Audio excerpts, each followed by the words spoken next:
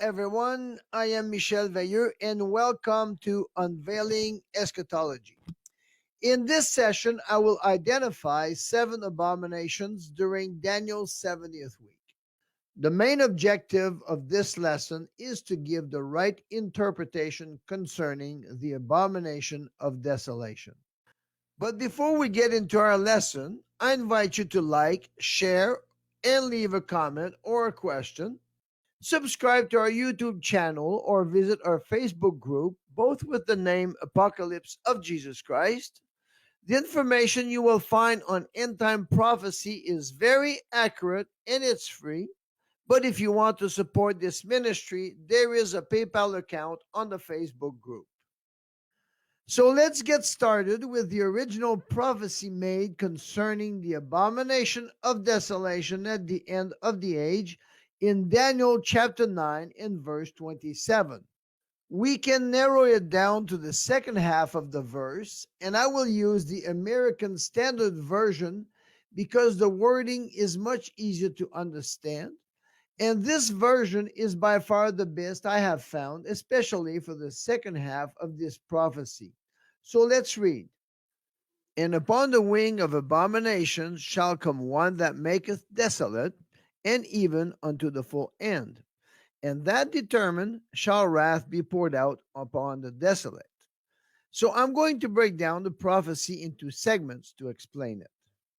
The first line says, and upon the wing of abominations, which refers to a series of abominations that will occur over the 1 week of 7 years mentioned earlier in the verse.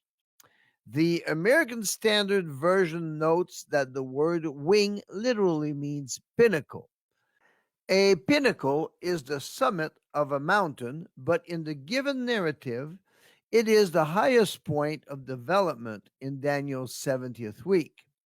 So at the peak of events, abominations shall have reached a pinnacle, and at that point there shall come one last abomination that maketh desolate. The analogy of the last straw that broke the camel's back is a perfect example to illustrate the abomination of desolation. It is the last abomination that will bring desolation upon Jerusalem. So, with the figure of a mountain in the background, I will list the 7 major abominations that will be committed in Daniel's 70th week and illustrate them from the base of the mountain to its pinnacle. At the base, the first abomination develops in the last stage of the beginning of sorrows. It is the construction of the third Jewish temple, which will come into operation on the first day of Daniel's 70th week and will be a focal point of activities until the end. What makes the temple an abomination is that roughly 2,000 years ago, the religious leaders of the nation of Israel did not receive Jesus as their Messiah, but Jesus prophesied to them that they would receive another in John 5, verse 43. And now the objective of the third Jewish temple is to receive another Messiah, as Jesus said they would, and that Messiah is the Antichrist. The second abomination will go on through the first half of Daniel's 70th week and is the reinstitution of animal sacrifices beginning on the first day until the middle of the week when the daily sacrifices cease, according to Daniel 9:27. This outrageous blasphemy is a complete rejection of the sacrifice of Jesus Christ and is the equivalent of trampling underfoot the blood of the new covenant. Anyone taking part in the provision or transportation of red heifers or any other animals for sacrifices is guilty of this second abomination. Hebrews 10 verses 1 to 10 explains this issue of sacrifices. The third abomination happens in the middle of the 7 years when the man of sin goes into the temple and proclaims he is God, according to 2 Thessalonians 2, verses 3 and 4, thus making himself equal to God. The next three abominations will happen simultaneously during the 42-month global reign of the Antichrist. For the fourth abomination, the Antichrist will openly blaspheme against God and his name, and we know that's the name of Jesus, and that's in Revelation 13, verses 5 and 6. And by enforcing a mark that will bear his own name and the number of his name, the man of sin will enforce allegiance to his kingdom from all humanity. And that's in Revelation 13, verses 16 to 18. And evidently, his kingdom will be Satan's kingdom. For the fifth abomination, the false prophet will demand that an image be made of the beast, who is the Antichrist. The image will appear to have life and will even speak, according to Revelation 13, verses 12 to 15. A mandate to worship the image will be passed, and those who refuse to obey will face the sixth abomination, where the Antichrist, the false prophet, and their government will make war with the saints all over the world, and many will be killed and become martyrs for the testimony of Jesus, according to Revelation 6, verses 9 to 11, and chapter 13, verse 15. At this point, there are enough abominations for the great wrath of God to fall on those evil men. But that's where the prophecy declares, and upon the wing, or the pinnacle of abominations, shall come one that maketh desolate. So the seventh and last abomination is the one that maketh desolate.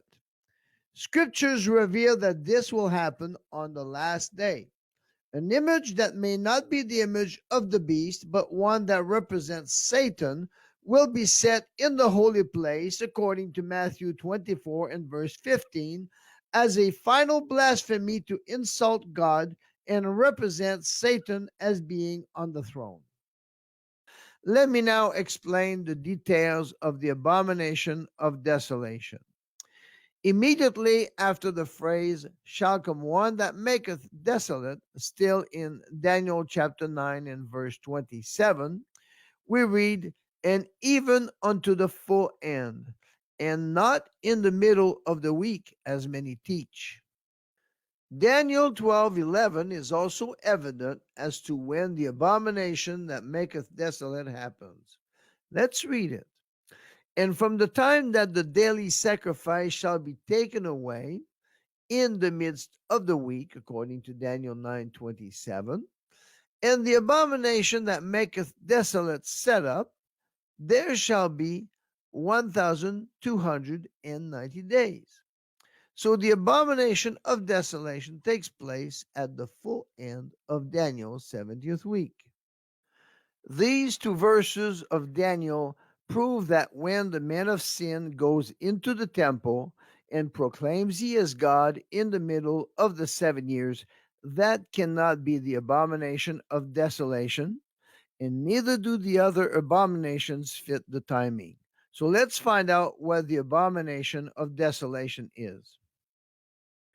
Daniel 11:31 says, and they shall pollute the sanctuary of strength, and shall take away the daily sacrifice, and they shall place the abomination that maketh desolate. There is no doubt from this verse that this is dealing with an object that shall be placed in the sanctuary. Jesus was more specific yet in Matthew 24, verse 15. When ye therefore shall see the abomination of desolation, spoken by Daniel the prophet, stand in the holy place. The holy place in this context has to be a reference to the most holy place, also called the Holy of Holies. The only piece of furniture in this room is the Ark of the Covenant, which represents the throne of God. The abomination that will be placed to stand in that room will have to be an image representing Satan, and the only logical location where this image will be set is on the mercy seat between the cherubims on top of the Ark of the Covenant.